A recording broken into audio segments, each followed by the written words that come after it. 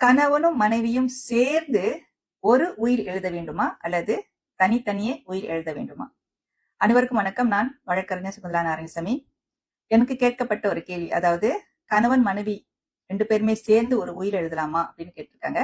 சட்டப்படி 2 பேருமே சேர்ந்து ஒரு உயிர் எழுத முடியும். சட்டப்படி அது செல்லுபடியாகும். ஆனால் சில சிக்கல் இருக்கின்றன.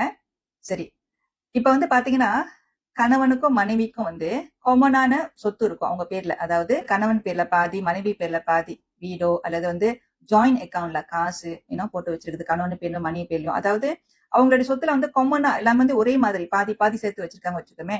சோ இந்த தம்பதிகள் கணவனுடைய சொத்து பாகத்தையும் மனைவியினுடைய சொத்து பாகத்தையும் இந்த இந்த நபர்களுக்கு எழுதி வைக்கின்றோம். அதே சமயத்துல எங்களுடைய கடன்களையும் இந்த நபர்கள் அவங்க இந்த கடன்களை தீர்க்க வேண்டும் என்று எழுதி வைக்கலாம்.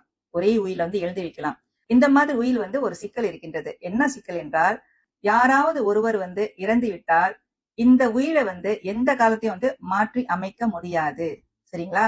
அதனால ஒரு உதாரணம் சொல்றேன். இப்ப கணவர் இறந்து விட்டார் என்று வைத்துக் கொள்ளலாம். அந்த உயிர் எழுதும் பொழுது கணவனும் மனைவியும் என்ன உயிர் எழுதியிருந்தாங்கன்னா, இப்ப ஒரு உதாரணத்துக்கு சொல்றேனே, இந்த சொத்து தனது மூத்த பிள்ளைக்கு, இந்த சொத்து தனது இளைய பிள்ளைக்கு, இந்த சொத்து இந்த பிள்ளைக்கு சொல்லி எழுதிடுறாங்க வச்சுக்கோமே.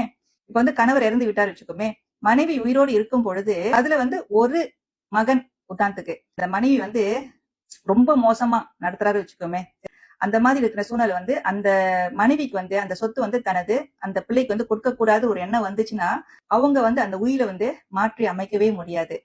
எப்படி கணவர் உயிரோடு இருக்கும் போது அந்த உயிர் எழுதினாங்களோ, அந்த கண்டென்ட்ஸ், அந்த கருப்பொருள் அவங்க மாற்றி அமைக்க முடியாது. அந்த உயிரின் நோக்கத்தை அங்க மாற்றி அமைக்க முடியாது. இந்த ஒரு சிக்கல் இருப்பதனால் முடிந்த அளவுக்கு நான் என்ன அட்வைஸ் பண்ணுவேன்னா, கணவனா இருந்தாலும் சரி, மனைவியா இருந்தாலும் சரி, தனித்தனியா உயிர் எழுதி வைப்பது நல்லது. இது அவங்களுடைய வருங்காலத்துக்காக சொல்றேன்.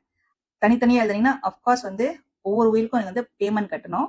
இருந்தாலும் முன்னெச்சரிக்கையா இப்ப நாம் கொஞ்சம் பணம் செலவு பண்ணாலும் பரவாயில்ல, வருங்காலத்துல என்ன நடக்கும்னு கடவுளுக்கு தான் தெரியும், நமக்கு தெரியாது இல்லையா? இப்ப காசு சேமிக்கிறேன்னு சொல்லிட்டு இப்ப ஒன்றாக சேர்ந்து ஒரு உயிர் எழுதிட்டு அதுக்கப்புறம் உயிர் மாத்த முடியாம இருக்கே அப்படி சொல்லிட்டு வருத்தப்படக்கூடாது இல்லையா? அதற்காகத்தான் சொல்கின்றேன். உயிர் தனித்தனியா எழுதி வைங்க. சரிங்களா? அது கணவன் மனைவியாக இருந்தாலும் சரி, அல்லது ஒரு சொத்தை 3 பேரு பங்கு வச்சிருந்தாலும் சரி, இல்ல 4 பேரு பங்கு வச்சிருந்தாலும் சரி, உங்களுடைய பாக்கத்தை தனித்தனியே உயிர் எழுதி வைங்க. உங்களுக்கு புரிஞ்சிருக்கும்னு நினைக்கிறேன். செய்யும் அனைவருக்கும் நன்றி, வணக்கம்.